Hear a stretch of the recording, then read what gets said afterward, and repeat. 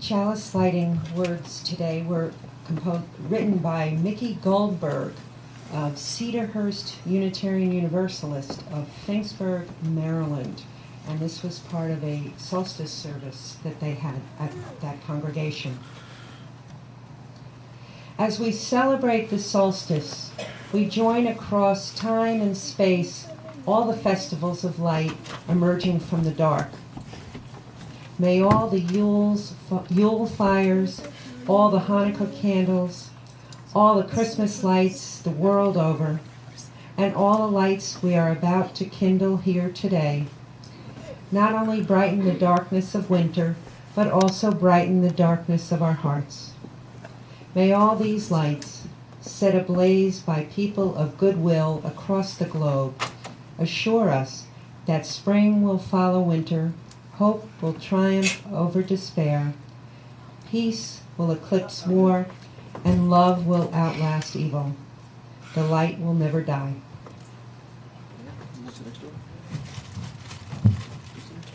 Thank you. In your order of service, there is a unison reading of the covenant. I'd like for all of you to read that with me now. Love is the doctrine of our church. The quest for truth is our holy right, and service is our prayer. To dwell together in peace, to seek knowledge in freedom, to serve humankind in friendship, thus do we covenant. And I think I see a few children in the service today. We have a special treat for the children. Jim Ray will present the story for all ages. The name of it is Raven Steals the Light.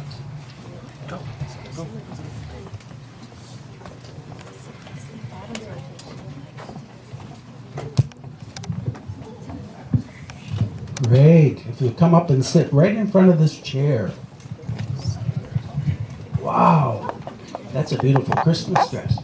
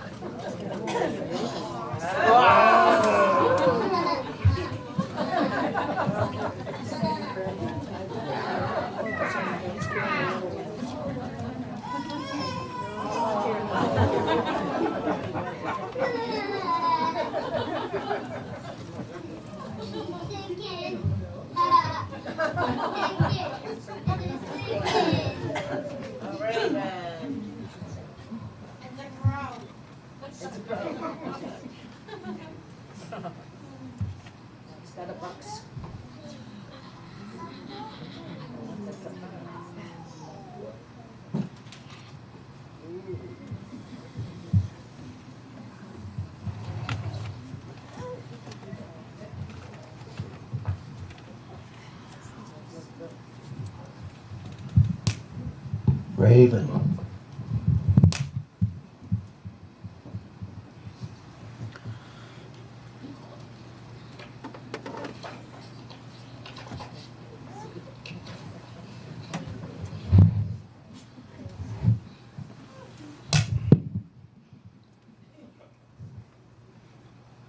Raven came.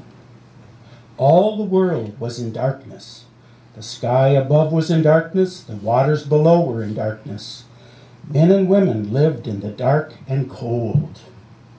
Raven was sad for them. He said, "I will search for light." Raven flew across valleys and across mountains. He flew along rivers and over lakes. There was darkness all around. Then he saw a bit of light far away. He flew and came closer to the light. The light was at the edge of the water. The light came from the house of the sky chief, and it was shining. Raven perched high in a pine tree on the shore.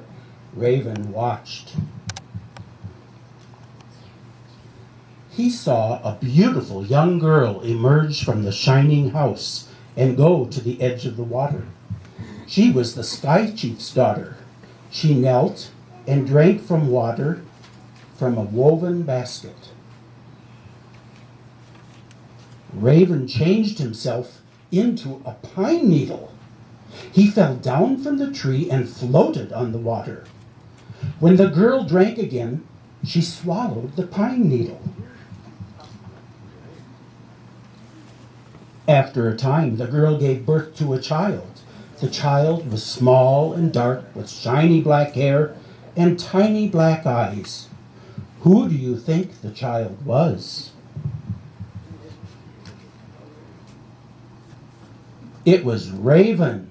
Raven had been reborn as a boy child. The sky chief was delighted with his daughter's child. He called him grandchild. He played with the boy and carved toys for him. He invited the elders to come and see the curious, wonderful child. The elders gathered in the shining house with the sky chief and his daughter. They watched Ravenchild crawl around the floor of the lodge. He pretended to be playing. All the time, he was trying to find where the light was hidden. He saw a box in the corner of the lodge. The box was large. It was carved and painted with many colors. The box was bright. It glowed. Ravenchild said, "Gah, gah."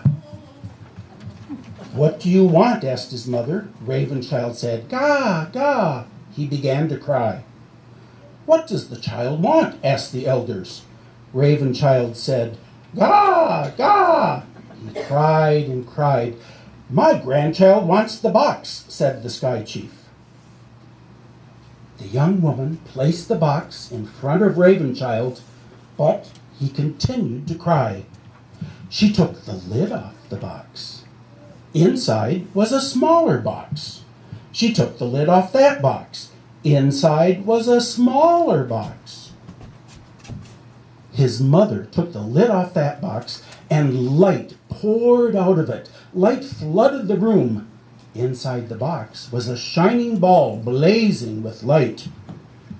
What do you think the ball was? It was the sun.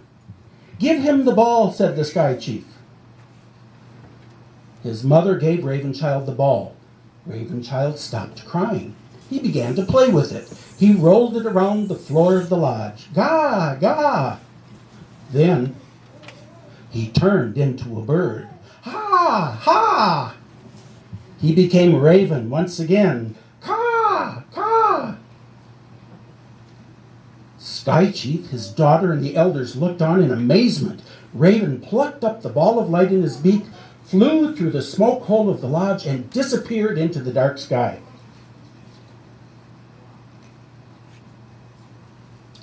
Raven flew over the valleys and the mountains. He flew along the rivers and across the lakes. Raven threw the sun high in the sky, and it stayed there. This is how Raven stole the sun and gave it to all the people. And why do the people always feed Raven? To thank him for bringing them light.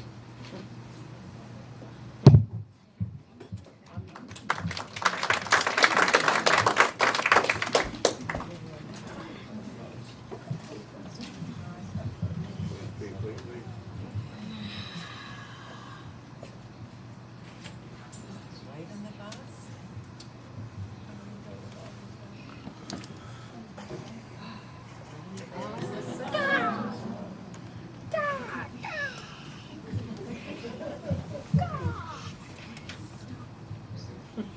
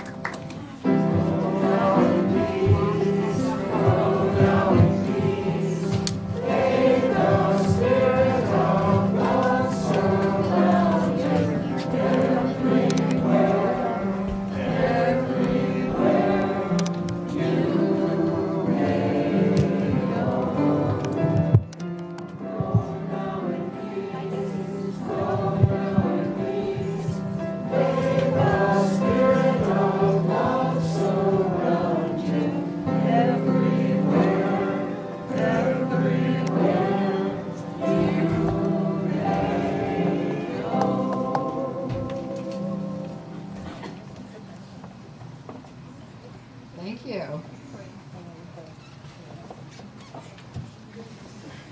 If you'll now turn to responsive reading number 594.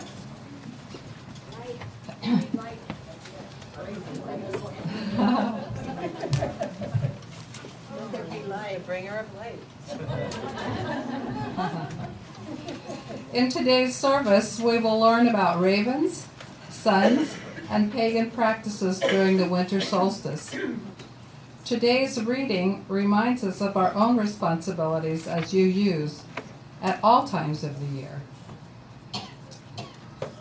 I will start with the boldface, and please respond with the italics. We affirm and promote the inherent worth and dignity of every person.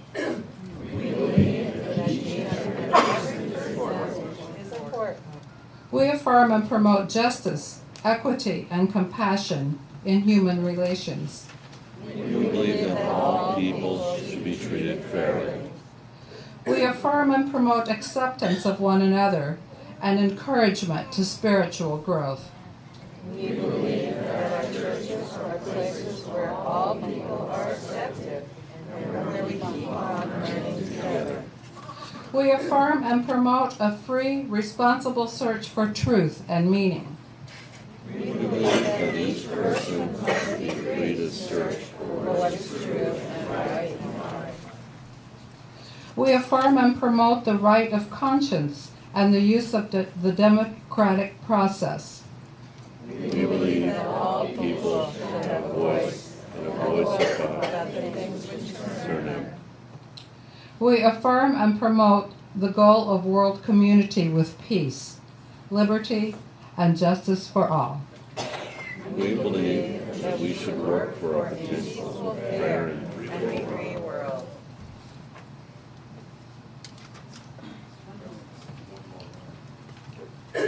We affirm and promote. That was it.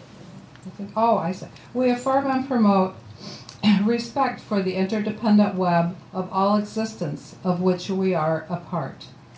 We believe that we should care for our planet Earth.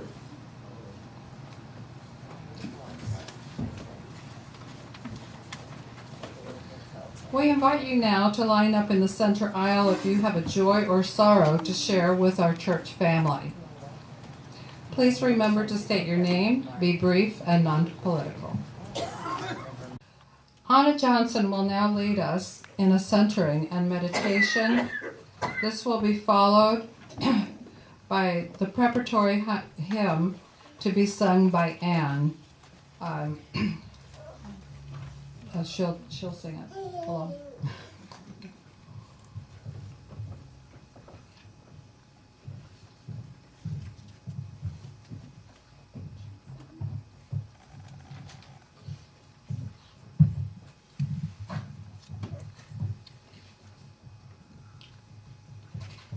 Now each one, Jim's going to pass around the tea lights, and each, please take one for the meditation and centering.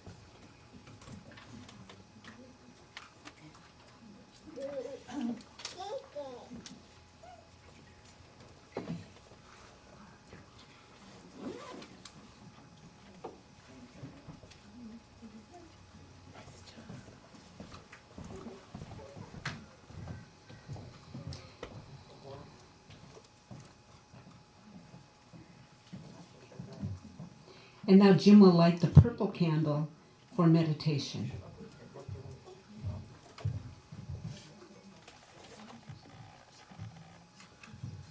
If you look on the bottom of your light, there's a little switch that will turn it on for you, please. Little black switch on most of them.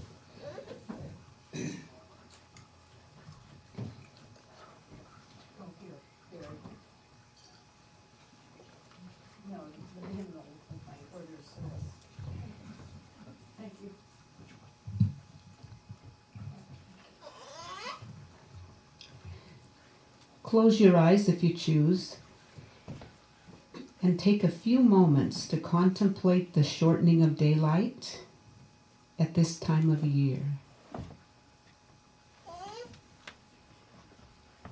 Explore and celebrate the darkness in your mind.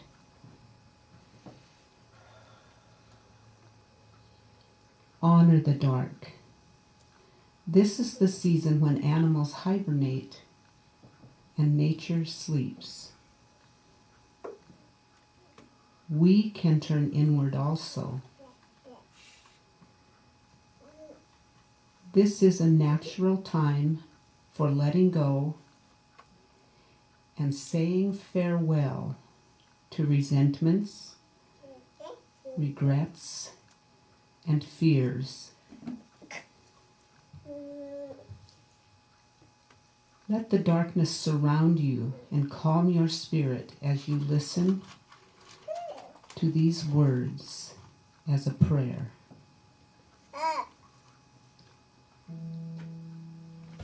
Dark of winter, soft and still,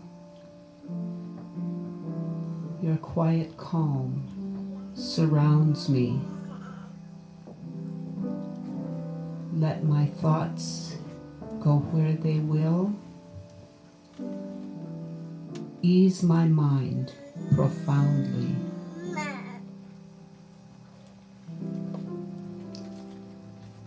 Gentle darkness, soft and still,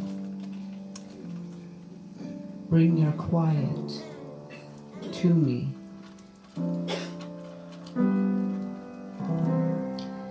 Darkness, soothe my weary eyes, that I may see more clearly.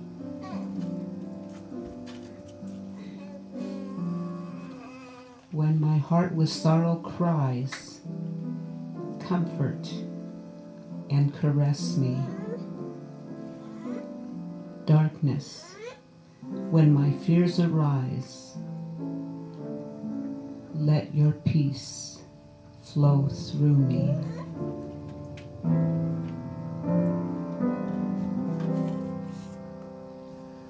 Dark of winter, soft and still, your quiet calm surrounds me.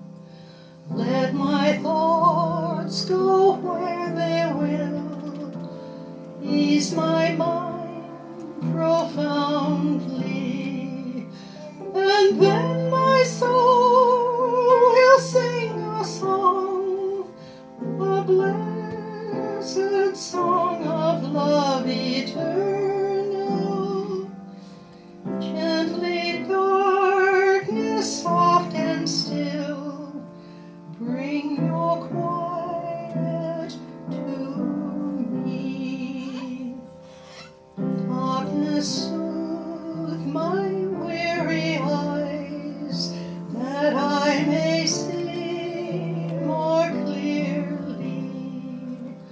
When my heart with sorrow cries, comfort and caress me, and then my soul may hear a voice, a still small voice of love eternal. Darkness, when my fears arise, let your peace flow through me.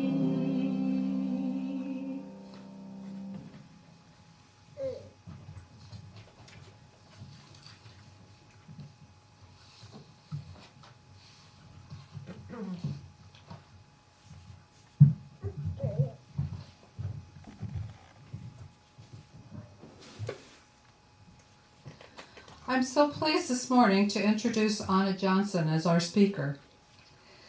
She is a member of our church as well as our president-elect. If you've not gotten to know her, make an effort to do so because she has a fascinating background.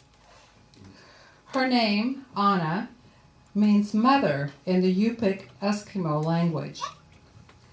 She has lived and worked in all the native tribal regions in the state of Alaska. She was a special education teacher, administrator, and education mentor for 20 years. During that time, she worked with the Aleut, the Tlingit, the Athabaskan, the Inupiaq, I hope I got that right, and the Haida adults, and as well as the children. Onna learned and participated in many native cultural practices and celebrations while living in the remote villages of Alaska. The preparation of her message, which is called How Raven Stole the Sun, made Onna feel very nostalgic. She misses Alaska and particularly the people who accepted her as one of her own.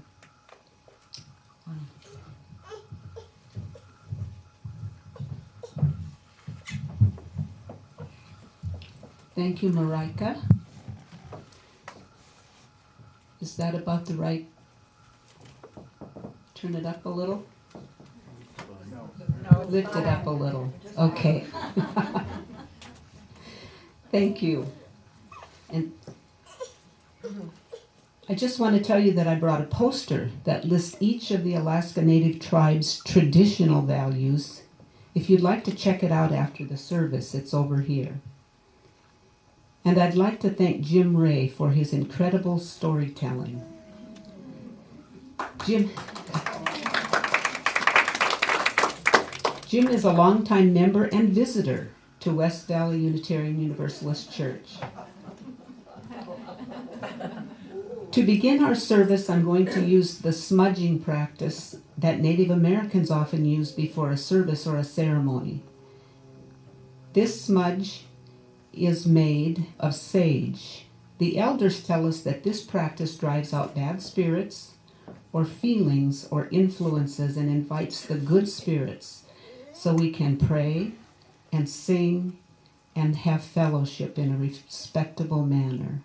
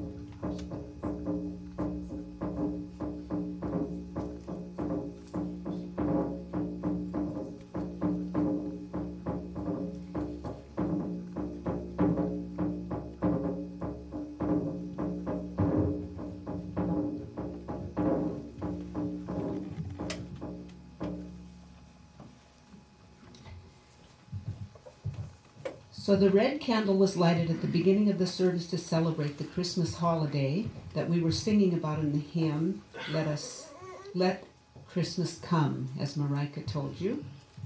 To begin our message today, Jim will light the yellow candle to represent the warmth of the sun.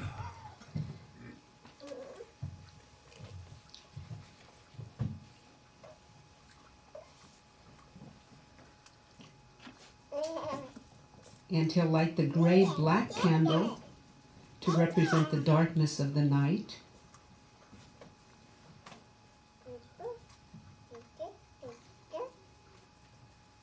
And he'll light the white candle to represent winter's cold.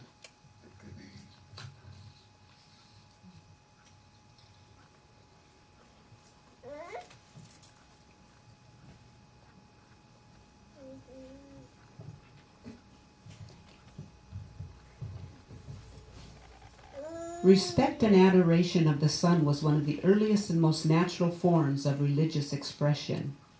Complex modern theologies are merely amplifications of this simple Aboriginal belief. The primitive mind, recognizing the beneficent power of the sun, adored it as the proxy of the Supreme Being. The sun was to the Aboriginal people immense, indivisible, imperishable, and everywhere present. It was their need of light and of the sun's creative energy that prompted this adoration, and nothing was more fearful to them than the sun's absence. Try to imagine for a moment living as an Eskimo in the desolate land miles above the Arctic Circle in Alaska in prehistoric times. On June 22nd, the sun was visible for 24 hours a day. Then imagine that gradually, day by day, the sun's visibility begins to shrink. Not too noticeable at first. However, by the middle of September, the snow is at least knee-deep, and the temperature is dropping below zero, and the sun is rising, not above in the sky, but it's rising over the horizon for just a few hours. Until mid-November, you have 2 months when the sun doesn't rise over the horizon at all. This was a very difficult time for people in the northern latitudes. The growing season had ended, and the tribe had to live off of stored food and whatever animals they could catch, sometimes even starving. The people would become troubled as the life-giving sun sank lower and lower in the sky each day. They feared that it would eventually disappear and leave them in permanent darkness and extreme cold. After the passage of the winter solstice around December 21st, the people who survived this harsh winter environment would have reason to celebrate and regain hope in the future as they saw the sun rising and strengthening once more. Although many months of cold weather remained before spring, they took heart that the return of the warm season was inevitable. The Aboriginal people had no elaborate instruments to detect the solstice, but they were able to notice a slight elevation of the sun's path within a few days after the solstice, even before it had risen over the horizon. And within a few days after the solstice, celebrations often would begin as early as the 25th of December. A common traditional practice that continues to exist among Alaska Natives today is the burial of bodies facing east, because that is where the sun comes up. Most felt that they would offend God if they were not facing him in the morning, even after death. This is also sometimes a Christian practice because Jesus is expected to return from the east where the sun rises. I found it interesting to learn that many believe that from powers and principles of the sun has come the concept of the Trinity as it is understood in the world today. The sun has 3 distinct phases: rising, midday, and setting. The early philosophers therefore divided the life of all things into these distinct parts: growth, maturity, and decay. God the Father, the creator of the world, is symbolized by the dawn phase of the sun. God the Son, the illuminating one sent to bear witness of his Father, is presented by the noonday phase of the sun. And God the Holy Ghost is the sunset phase of the sun, when the orb of day, robed in flaming red, rests for a moment upon the horizon and then vanishes into the darkness of the night, to wandering the lower worlds and later rising again triumphant from the embrace of darkness. The color brown represents animal magic in some cultures, and now Jim will light the brown candle to represent the raven.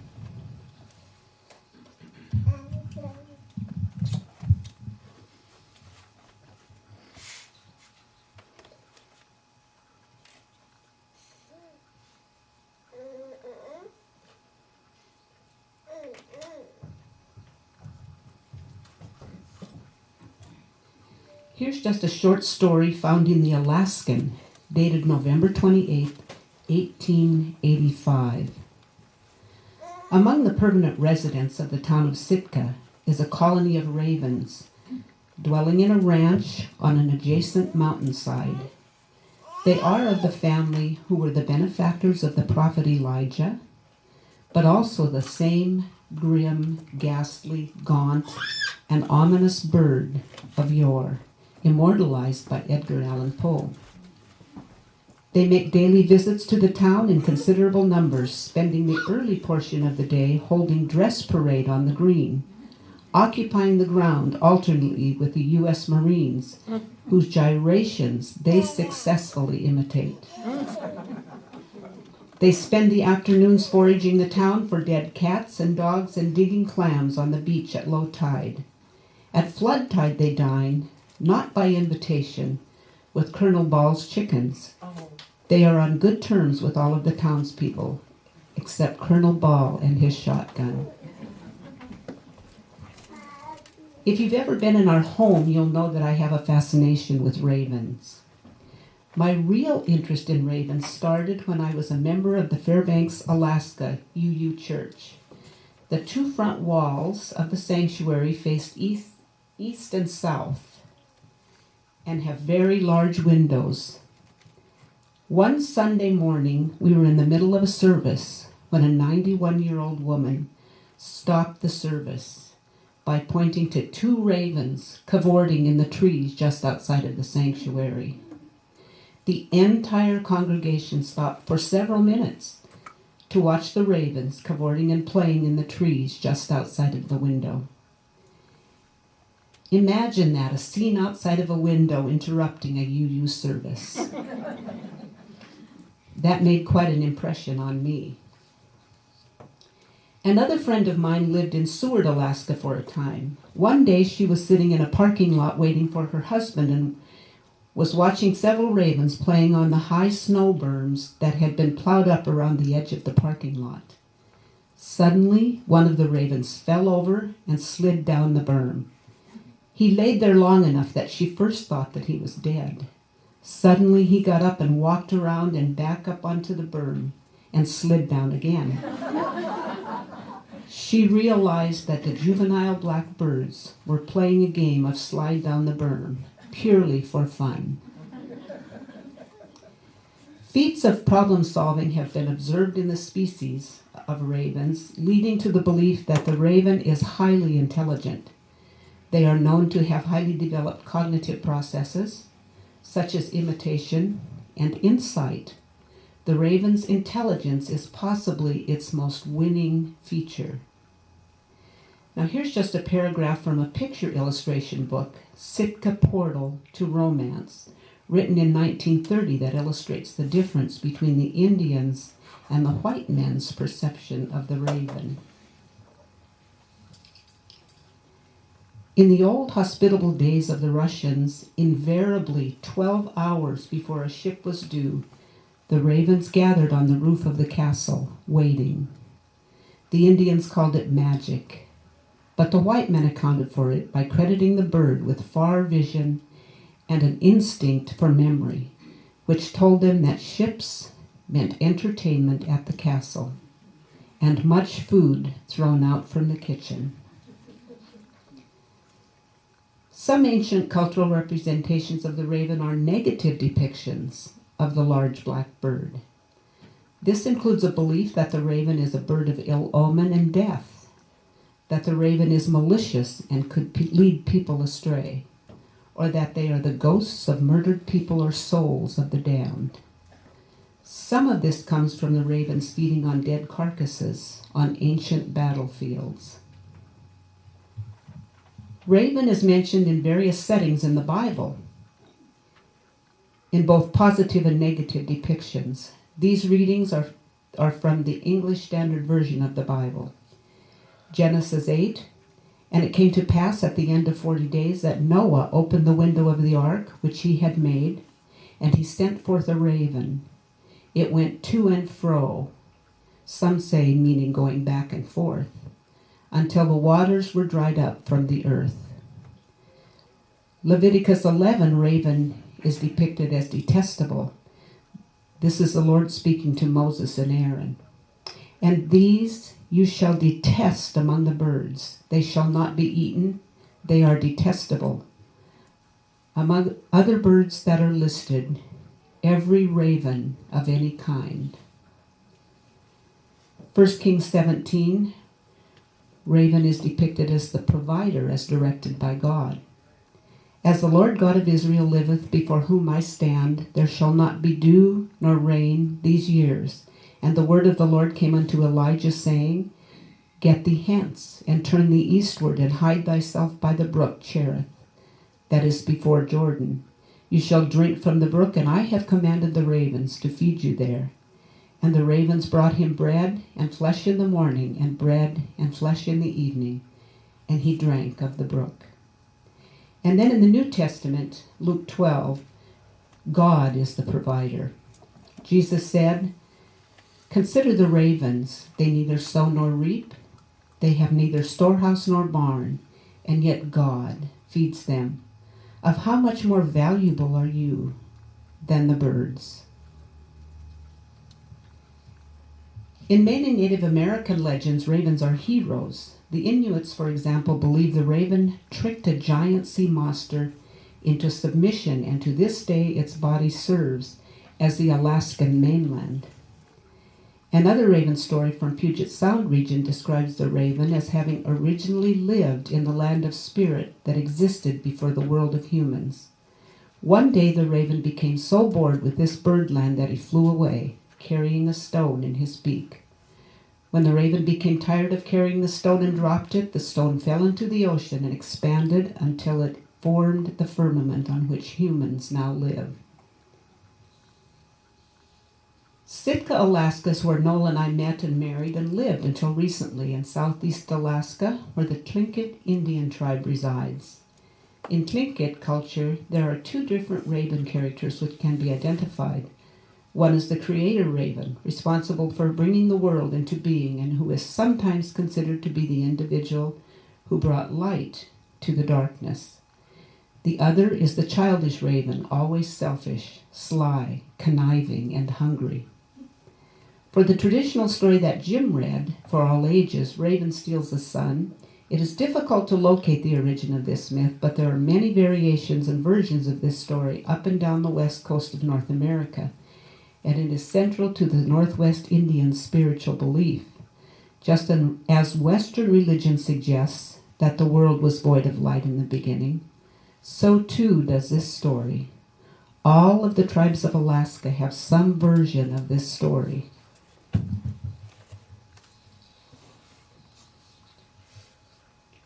So the sun and the raven are forever connected in numerous native folklore as passed down initially in oral stories and most recently in written stories.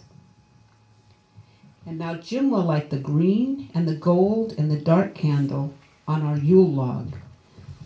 This is a Yule log that represents the sun god.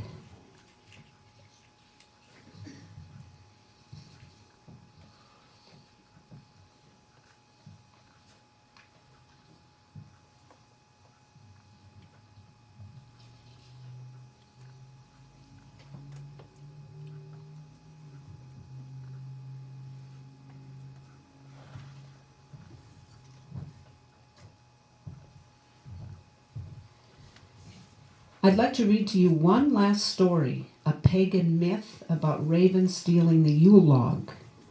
It's a funny little story, but in the end, it has a powerful message for all of us. It was a cold winter evening, and Biggles the chicken was on the road. Wind whipped around him, tossing his scarf around and almost blowing off his well-worn top hat. With the coming snow, he had decided to set off for home to visit his family and share in their warmth, but the traveling was hard. The snow was deep, the roads were treacherous, and the daylight short. It was coming up on solstice, and what little he saw of the sun barely warmed his freezing feathers. He was tired from his journey, and the moon was already high above, so Biggles started looking for some place to sleep. He had not seen any sign of civilization in the snow all day, and he despaired. If he stayed out in the cold, surely he would freeze to death. He was about to give up hope when he saw a shape looming in the darkness. He quickened his pace, drew near, and saw that it was a building, 2 buildings, a village. For an instant he had visions of a warm meal and a fire, a bed for the night, but then he realized something was wrong. There was no light in the village. He approached cautiously, mindful of the sword cane strapped to his back. As he neared, he saw a crowd of people huddled in the village square. "Hello, villagers," he called. A few turned warily to look at him. "Where is your light? Where is your warmth? Why do you all cluster in the cold?" A woman stepped forward, a blanket wrapped around her shoulders. Behind her, Biggles could see a fire pit in the center of the square, dark and empty. "Greetings, travelers," the woman said. "Our light is gone. Our Yule log, our fire has been stolen from us. We huddle here in mourning. I fear we will not survive." "Who would steal your fire?" Biggles asked. "The ravens from the north. They are greedy for light and fire. They think nothing of their victims." "This will not do," Biggles said. "I will take battle to them, and I will return your fire. But I am weary and cold. Come, villagers. Standing outside will help nothing. Let's all gather in the biggest house. Together we can keep each other warm in the night. Come morning, I will set off to save your fire." Though the villagers did not think such a small chicken could recover their fire from the big ravens, they had not heard of Biggles or his prowess after all. They thanked him and took his advice, and they all gathered in the biggest house, and together they kept each other warm in the night. And when morning came as promised, Biggles set off to find the ravens. Of course, daylight was short, and the sun was soon setting once more, and Biggles had not yet found the ravens. But when the sun had set and the cold darkness bit at his feathers once again, he saw a glow in the darkness. That must be the fire, Biggles thought. The ravens must be near. To prepare himself, he took his sword cane in hand and hurried forward toward the glow. Biggles had encountered ravens before. They were big, strong birds with greed in their hearts and trickery in their minds.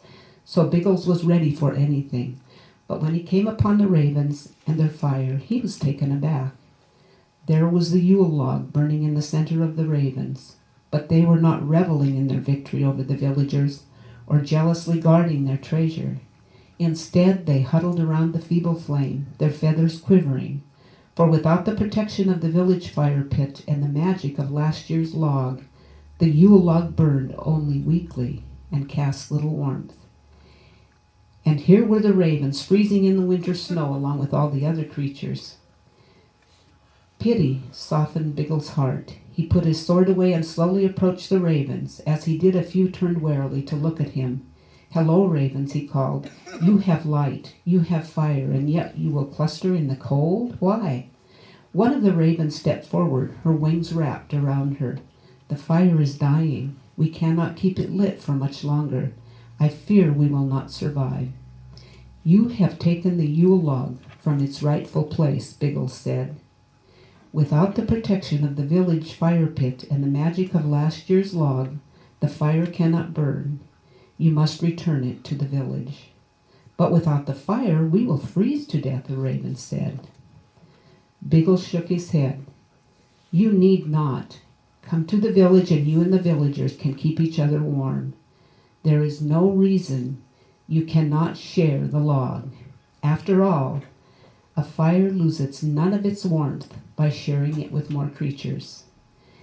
At this the ravens smiled, for Biggles was right. They thanked him and flew the Yule log back to the village. When the villagers woke in the morning, their fire was burning brightly in the village square. Through the winter they shared their fire with the ravens, and everyone was warm and safe. As for Biggles, he continued on the road to his home and family, to share in their warmth together. Again, a fire loses none of its warmth by sharing it with other creatures. Now at this time, Jim will light the pink candle.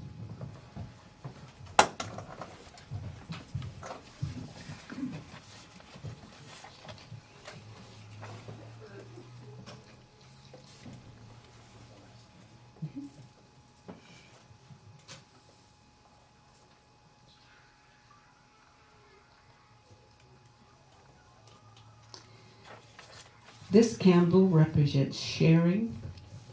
It's lit for spiritual healing and for peace. And now Jim will lead some closing words for us.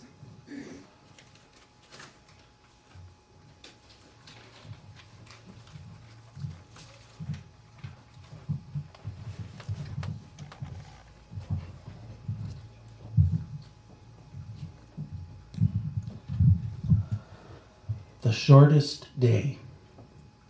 So the shortest day came, and the year died, and everywhere down the centuries of the snow-white world came people singing, dancing, to drive the dark away.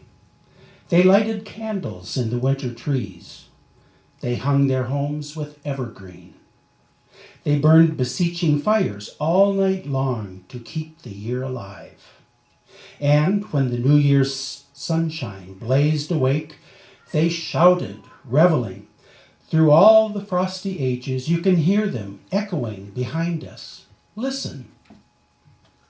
All the long echoes sing the same delight this shortest day, as promise wakens in the sleeping land.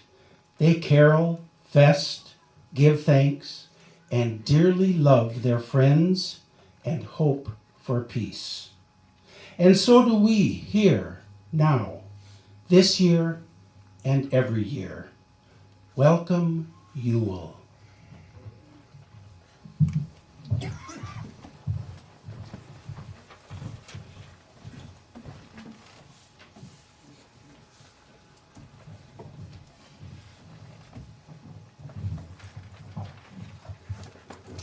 Please turn in your hymnal to our closing hymn, number 235, Deck the Halls. And I think Wayne's going to lead us this morning. Wayne and Coriel. I'm sorry. I didn't see Coriel, so I can sing.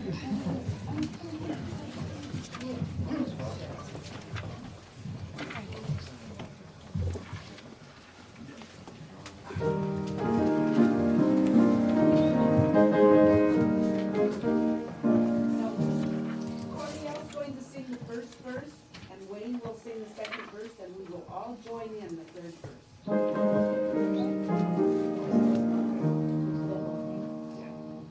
Deck the halls with boughs of holly, fa la la la la la la la la. 'Tis the season to be jolly, fa la la la la la la la. Don we now our gay apparel, fa la la la la la la la la. Troll the ancient Yuletide carol, fa la la la la la la la la.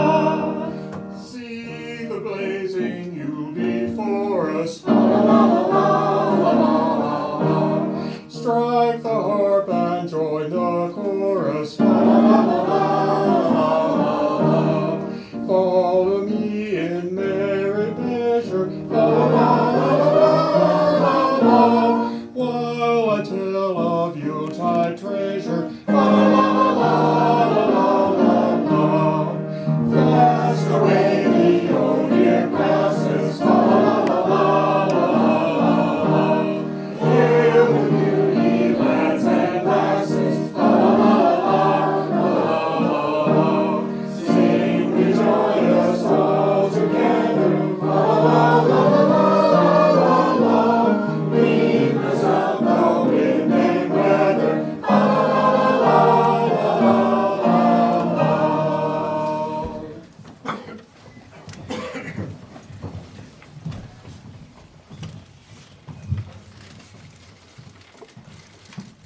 I will now extinguish the chalice.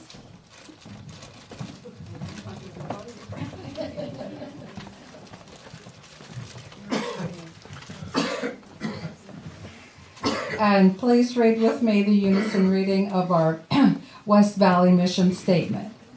It's in your order of service. This church provides a safe place to celebrate diversity, draw inspiration for our lives, foster social and environmental justice, and compassionately support each other in our spiritual searches. And the postlude will be sung by Ann Harper.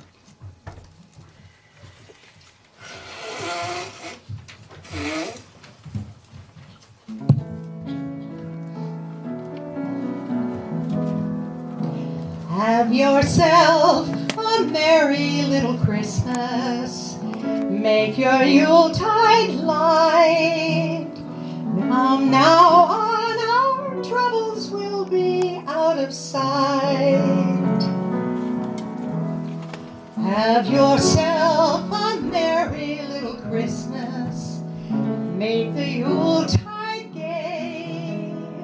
From now on our troubles will be miles away. Here we are as in olden days, happy golden days of yore. Faithful friends who are dear to us, gather near to us once more. Through the years we all will be together, if the fates allow. Shine a shining star